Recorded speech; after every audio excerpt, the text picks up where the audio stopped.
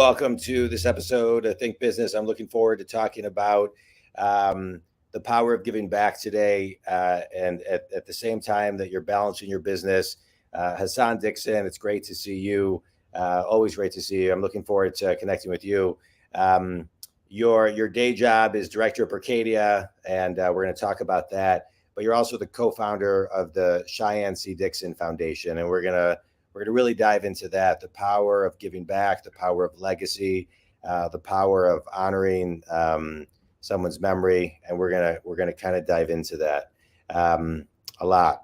But first, Hassan, I'm a business coach, and I work with people all over the country who are successful but stuck, and I work with them to get them unstuck. And one of the things I hear a lot is that it's really hard to find balance in a day. It's hard to have a career and also, have a personal life, a family life, and then give back, right? It's hard. It's hard.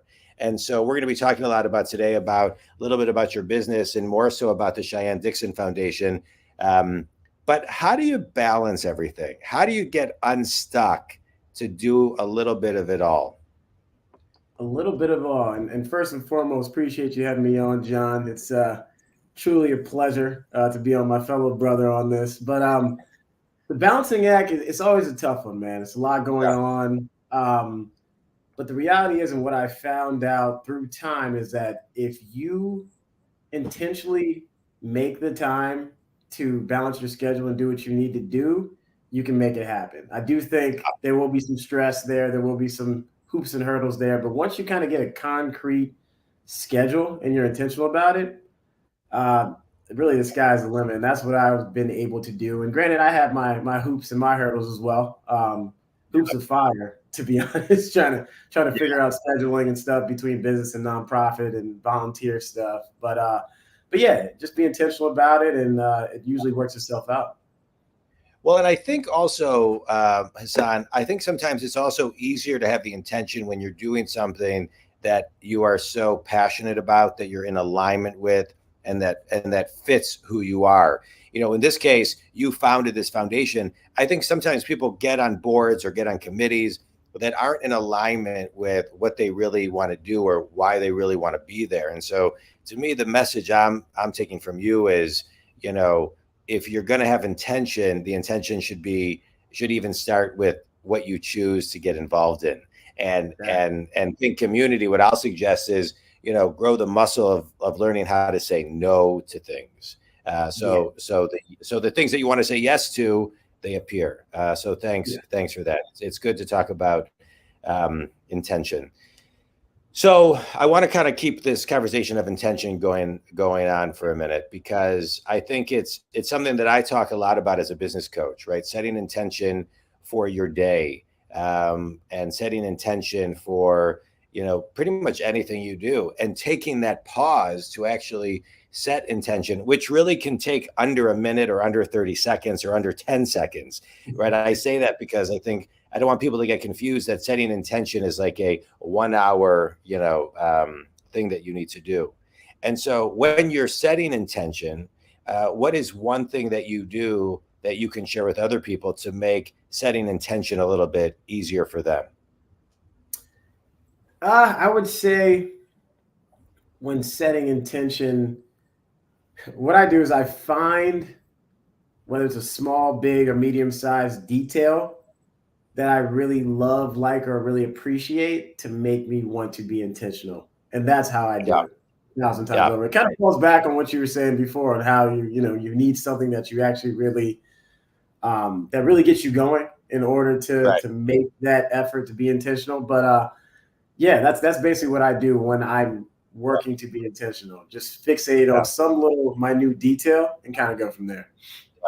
The way I'll define that detail from what I think you're saying, and at least that's how I'm hearing it, is that small little nuance detail is what is intrinsically driving you to set the intention, which 100%. Is why you got to be in alignment with what you're doing, right? Exactly.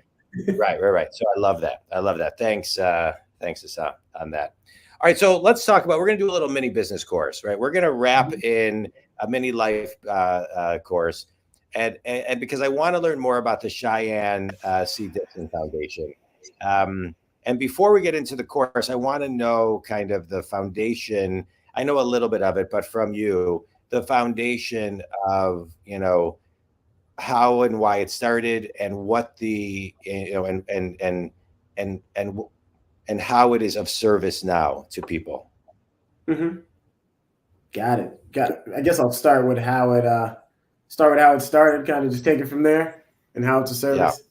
Okay, cool. So, um, 2009, unfortunately, my younger sister, she was 12 years old at the time, passed away, car accident with the entire family. Uh, Uh, you know, Very so sorry. turbulent times. Yeah, Yeah. it was a lot going on at that moment in time. I was actually about to be a senior in high school, had a really good year playing sports, being in a new school, and then that was kind of it was basically the worst time of my life when it came down to it.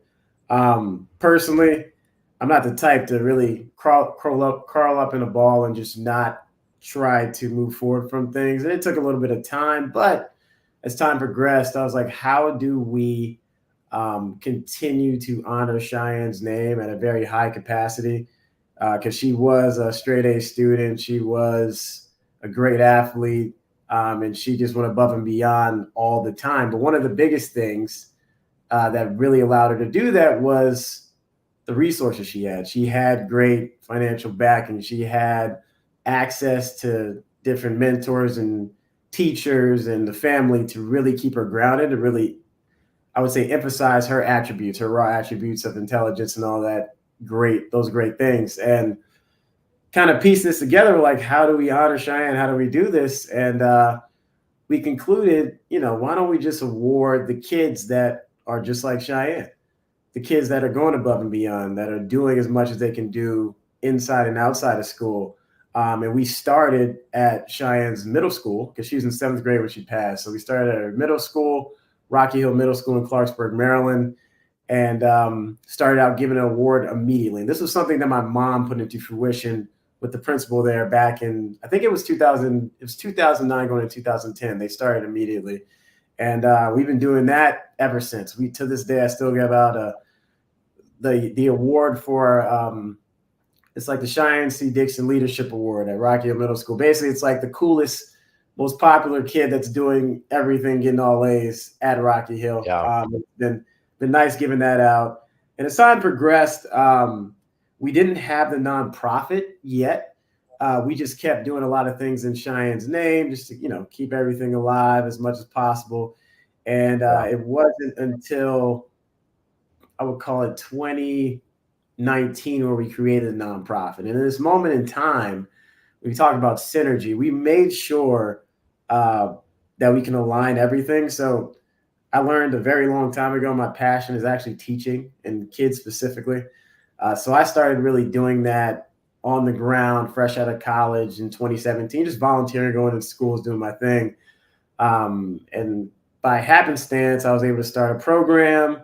So I teach fourth and fifth graders in this area at multiple schools, mainly really one school in Silver Spring, Maryland, and been doing this for some time. And I started in 2018 specifically. And when I had that going on and we're thinking about how do we keep stuff up and keeping Cheyenne's name, I was like, you know what, let me just take everything that I'm doing with these kids. Let's take the leadership award and let's also throw a scholarship in there. And let's create all this stuff and put it under Cheyenne's name. And that's what we ended up doing. So we have multiple programs throughout the county working with kids. As you know, John, I do like to travel. So when we travel, we're in Cheyenne's name. If we're donating in different countries, all that good stuff. Yeah. We've been everywhere from Jamaica to East Africa. Where else have we been? That's all I can think of off the top of my head. And then lastly, we created, similar to the 8th grade leadership award, we have a Cheyenne C. Dixon scholarship, a $10,000 scholarship that we put into fruition at the high school that Cheyenne would have went to. So we started that in 2022.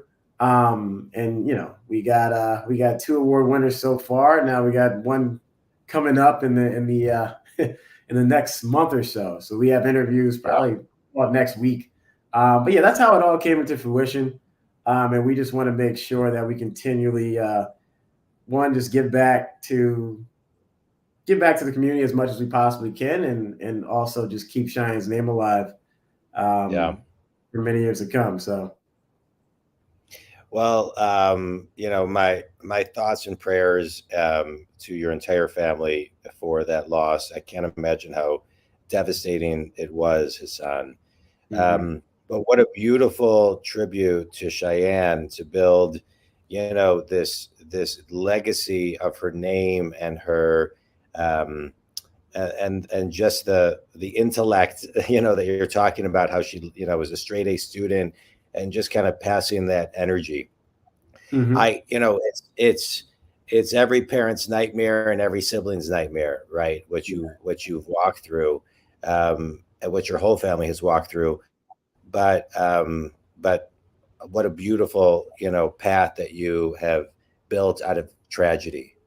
And Yeah. and my question is, how did to me, it's this mini life course that I want to talk about right now is, how did you find the strength, right? What are three ways that you found the strength to do this? Because as beautiful as it is, I would think, and I know this from just losing people in my life, sometimes to even just talk about them, sometimes to tell the stories. I mean, it kind of almost quantum leaps you back to so many areas of trauma and pain and sadness, and Mhm. it's that can be difficult, and I think it prevents people from setting up a foundation like you've set up for Yeah. Cheyenne, because it's Yeah. just too painful. And so if you had to give kind of three suggestions on how to, for someone else to kind of, follow your path, and find the strength and actually execute and keep it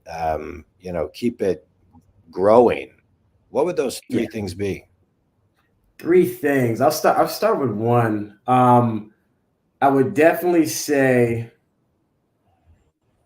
take a step back um, and think about what that individual would want. And that's not where I started, but that was part of the process. My sister likes to be very front and center, to say the least. She was Yeah, basically me, but a little bit more bossy, way more intelligent. But I know she would want to be front and center in some capacity. I'm like, how would I make Cheyenne happy if she was actually alive? And yeah, kind of take a step back and be like, let me push forward and do that. Um, another thing would just be just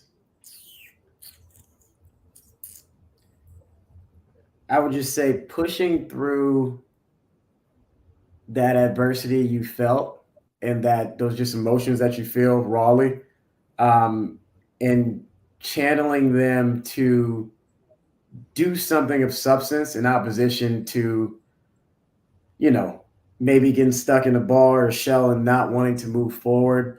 And yeah, luckily, by the grace of God, I'm really able to, any type of really tragic event or bad things that happen, it's just like, all right, well, this happened. This sucks. This is terrible. This is the worst thing that can happen, but it's reality, you know? So yeah, it's like, what do I do now? That's all we have is now, right? It's like, what can I do now to, in essence, help this situation be better?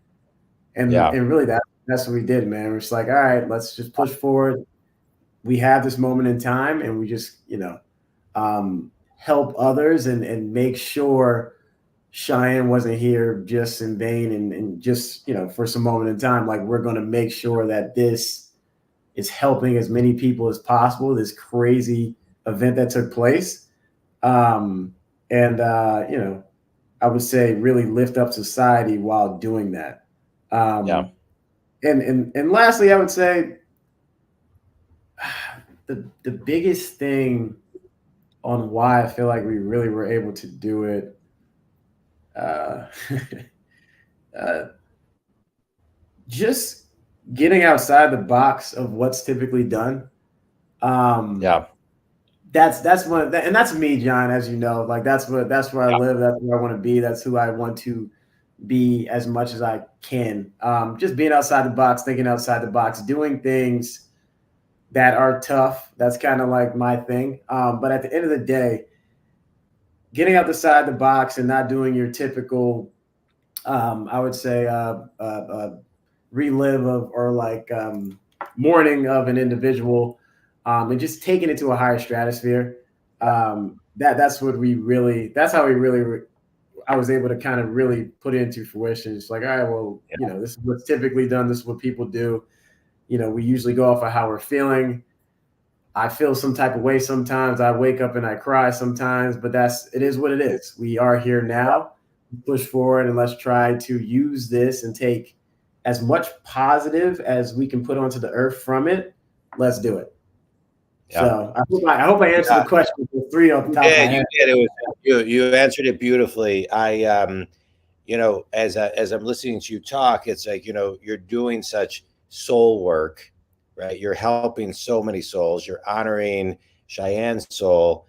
And from a personal level, what I'm hearing you say, which I do my best to do this too, is, get back to center as fast as you can. So you can live in that servant leadership space, right? It's that, like you said, helping others. And I think if you can get into that heart space, then sometimes it's easier. And you're right. And I'm glad you talked about it. Sometimes you cry. I find myself like, I cry the most, I would say, in my car. I think because I'm like driving somewhere, I'm by myself, and it's like, you just think on a different level. Sometimes it's like a different meditative place when things, for me, just like where I'm reprocessing certain things. Yeah. And so no, I appreciate all that. And what a beautiful foundation that you have set up to honor Shiane. The website is Shiane C. Dixon Foundation.org for those who want to learn more about it. We're going to talk more about it, but no, so I appreciate that, everything that you shared. Let's talk a little bit about business. You're a director at Berkadia, commercial real estate. What is, we're not going to talk about the market right now, because by the time this airs, who knows what the market will be, right? And so we want this to be a little evergreen-ish, right? So let's just talk about kind of business fundamentals on how you grow and run your business. Some of the things that you really kind of zoom in that help you get to kind of the level that you want to get to on a daily basis. And so if we were to kind of look at this as a mini business course, what are 3 things, Hassan, that you do to just kind of stay in the zone, stay ahead of the just anybody around you, and just kind of do it your way? So what are three ways that you would recommend that you do, and that you would recommend people kind of try to emulate? Gotcha. So I'll start with this. And I'm a sports guy. You know that. I grew up playing sports. My dad and my brother played in the NFL, and that's kind of been our thing family-wise. My sister was a big sports person too. My mom, she just loved sports just from us being successful, and it kind of made her cool when she had kids that were good at sports. Long story short, when you're doing any type of sport, or you're in the gym, or you're doing whatever, failure is like probably one of the, or not the most important thing you have to encounter to do anything, to grow, to get better. I know Tom's talking to my buddy yesterday about running 20 and 2s back when I played basketball, a good counsel of freshman year. Like when we started, it was terrible, but once time progressed, we started killing it. We're failing a few times. We get better. I would say embrace failure and just don't be afraid to fail. That's really if I could say one thing, that's probably the biggest thing. And I would say a lot of people just try not to fail, or they're scared to fail, or they're afraid of, oh man, we got this huge deal. I don't want to take point on it, because if it failed, it's on me. It is what it is. You know what I mean? It is what it is. You get better, you learn from it. And I guess this is the next one. You keep moving forward, right? I want to comment on that real quickly. Yeah, for sure. One, it's very cool to say you're in the NFL. So that I just want to just say that. And but moving on from that, um, failure, just repackaged failure. I was actually talking about this with a client today. Um, that that that it's not failure; it's just a lesson learned. Like you got to figure out how to do it and how not to do it. So it's almost you can get the word failure completely out of your vocabulary because you're going to fail. It's not like you're waiting for this big thing. You're going to fail. Extract the lesson and move on. So And I move just on. think I just want to kind of and learn from it and do better the next time. I just want to kind of just repackage that. All right, well, what's number Yeah. two? Number two, I would just say keep moving forward with that. And that keep moving forward, that happens to be never get stuck or fixated on, I would say, the past failure that you encountered. Because I think sometimes you might go back, you might backtrack and be like, oh man, well, I messed this up before. No, it doesn't matter. Like you take the lesson from the failure that occurred and just keep moving forward no matter what. And I think that takes you really to another level that a lot of people um, tend to not get to, or maybe they stop at a certain moment in time when it comes down to it. So my thing, fail, keep moving forward. And then lastly, and I think that kind of is all in the same burrito, that makes sense, or pizza, is to never be complacent, man.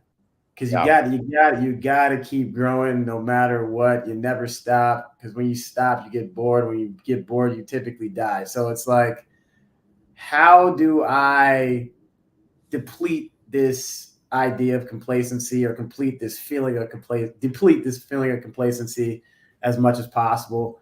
And I just, it kind of falls back to what we were talking about originally. You just got to be intentional about it. You got to yeah, find new ways to go outside the box, create new business, new ways to make getting that new business, or doing certain deals, or being creative fun, and really just finding those happy moments within the daunting processes that we all face in the business side, whatever business you're in, and yeah, just taking the time to appreciate them from time to time, because absolutely. it's not always going to be the great, happy we close the deal in our case, right? And it's like, all right, we signed up this deal. Those are like the climactic points, or the times of a lot of jubilation. But there's going to be times where you're running through the trenches of this deal, or the trenches of this paper, or trenches of whatever work you're doing, and you just need to kind of fixate on one little small nuance within that process that might keep you going, that might give you a little smile to think back on, or to think of at that moment in time. And I think that's really how I'm able to kind of, I would say, do my best to separate myself from Yeah, others at the end of the day, and then really just never grow complacent, because there's always something to look forward to. And there's always something to do, and there's always a time to get better, whether that be within the business world directly, whether that be mentally, emotionally, physically. It's always time to get better in some capacity. And my thing is, yeah. when you start getting better, man, it's just like, all right, well, you might be running to the Grim Reaper soon. So just keep getting Amen. better, no matter what your age is, and keep rolling. Yeah. Well, it's been said. Let me see if you know who said this. If your dreams don't scare you, they aren't big enough. I know I've heard it so many times, but It's Muhammad Ali. He's Muhammad Ali Ali. right behind me. Okay, yeah. Yeah, that's what I said. I wanted to throw out right. Well, I Right, wanted to make it right. easy for you, Hassan. I wanted to make it easy for you. Um, so take me back now. Take me back to a mentor of yours that has provided you guidance. It could be 10, 20, 30, 40 years ago, that provided you a piece of guidance that helps you today. Oh man. Can we do two, or how many mentors can we get? You I'll can do whatever say, you want. yeah, I'll start. One of my first mentors was really my grandmother. She passed in like 2003, but growing up, she was always there, and she really didn't. It was more of a no nonsense type of ideology that she kind Yeah, of preached to us, and it wasn't very direct. It was more so by like the actions, yeah, um, and the actions basically gave me the mental foundation of like, one, you can be whoever you want to be and you can do great things. Never Yeah. let anybody or let society tell you otherwise. So me, my sister, and my cousins who were very close with her, and we basically grew up thinking we could take over the world. We Yeah. never had any type of ceiling, whether it be glass or cement or whatever, that was placed Yeah. upon us. And the thing is, John, she never said it. It was just through how she How she worked with us. moved. Yeah, how she moved with us, how she moved too. Yeah. And we just took that perspective and ran with it to the point where every one of my cousins is striving in whatever field they're in, just given the fact of how great of a mentor she was. She was also a teacher, so she instilled in me Yeah. without instilling in me, hey, dude, you might want to Yeah. teach. Well, She did everything without saying it. yeah. Well, it sounds Yeah, like she held the space. It sounds like she defines, when you when you keep your energy high and your frequency high and your vibration high, you carry that energy with you, and you create yeah, a space where people can feel it. It's like yeah, it's just a feeling. Yeah. Yeah. exactly. All right. I love your grandma. I didn't even know her. Yeah. She just Yeah, rose me up. yeah. Yeah.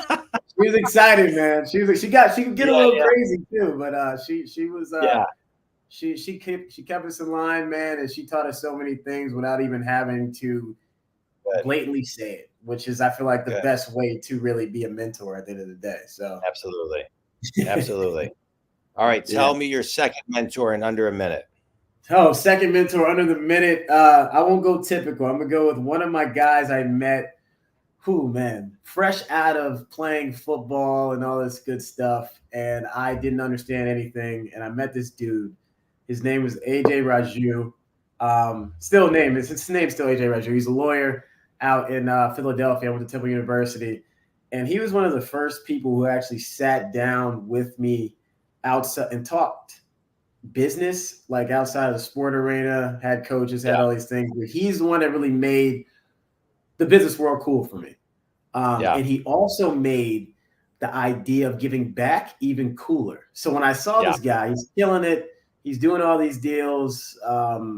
He was working as a CEO of Dilworth Paxson at the time, and they, handle commercial mortgage-backed securities. I didn't even know what that was at that time. But Yeah. long story short, get in the room, and he was just like, "Look, man, I think you're going to be really successful. Though it doesn't matter what you're going to do with life, but just keep rolling." But he really emphasized the importance of giving back, which I obviously appreciated. But then he also said something that was really funny, John. He said, "You know, I feel like as much as I give back and as much as somebody else may give back, that is what it is. But like honestly, man, you as a man of color or just as a black man in general and younger, it just looks cooler."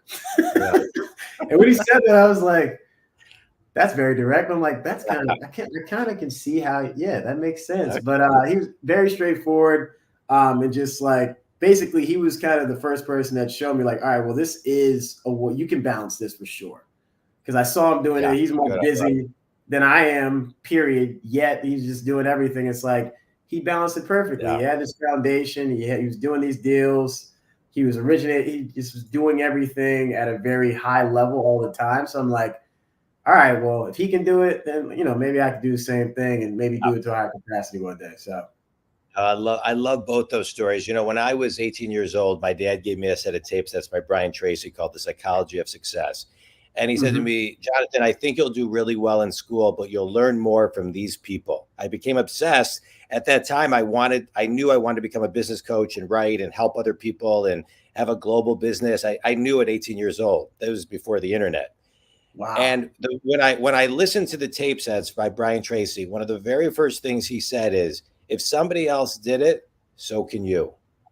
And I thought, yeah, that makes sense. I mean, if and I was interviewing somebody this week, and they were talking about the content doesn't matter, but they were talking about somebody who didn't know something and started this enormously successful business, and they just went out and talked to 200 people and then started the business. So you really can have everything if you reach out to, like you're talking about, your mentors. You move with no fear. You put it out there and you do the work every day, a little bit at a time, until one day you look behind you and you say, wow, I can't believe 10 minutes a day, 15 minutes a day built what I'm doing right now. It's all about the small little pieces. So I love all your stories. There's a through line and a thread of everything that you're talking about, of just intrinsic high standards for yourself. And that's what I love about what you're talking about, from you to your grandma and everything in between. So for sure. All right, quick speed round. A book, a TED Talk, or an article that's had a big impact on you? Oh man, a book. I got one right here. I'm about to pull it out. Let's see. It is. For some reason, I'm blanking. Let's go with The Alchemist, man. It's my favorite book. That's my book of choice. That's what gets me going. That's what wakes me up when I'm asleep. So I'll go The Alchemist. Right. Because, and I don't want to give away the book because it's my all-time favorite book. I actually just put something. I actually just posted something online yesterday with a quote from Paulo, and and I love the book, and I don't like talking about the book because I don't want to ruin the book for anybody. But if you're struggling where you are, read the book. Exactly. It's a beautiful book. Best piece of wisdom you've ever received? Oh, the best piece of wisdom I've ever received. Oh man. Oh man, it's actually funny. This was on the back of a Nike shirt I had when I was like 12.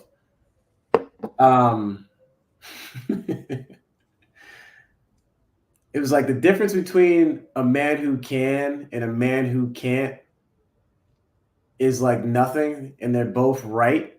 Yeah. Which one are you? You just have to believe in yourself. That's it. It was the back of a Nike shirt, and it probably was said much better than what I said, but that was one. That was a pretty good quote that I was like, oh, that's real. Last question, Hassan. Finish this sentence.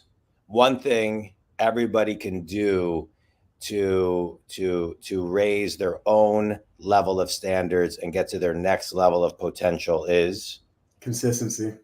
I love it. Tell everybody about two things. One, where they can learn more about the foundation. Two, where they can learn more about you and who your ideal clients are. Got it. Learn more about the foundation on the website, ShianeCDixonFoundation.org. It's Googleable. It should pop up immediately. Click the buttons, check it out. Feel free to reach out to the email on there that goes directly to me specifically, and I will see and I will respond. So let me know if you have any questions, and let me know if you guys want to kind of get ahead of the game and maybe get your kids that $10,000 scholarship, early. Probably drop it in my head to see if we can be looking at you once you get into different high schools. So that's the best way to learn more about it and to contact me directly. Business client wise, I align everything, John. I try to align as much as possible. And I like to work with groups similar to myself. So I like to work with a lot of nonprofits. And I focus on groups that do a lot of great deeds in society. Mainly on our side is residential services. So you build a building and then you have services to help those residents. And you also have services to help the kids and the families and all that good stuff. So that's really.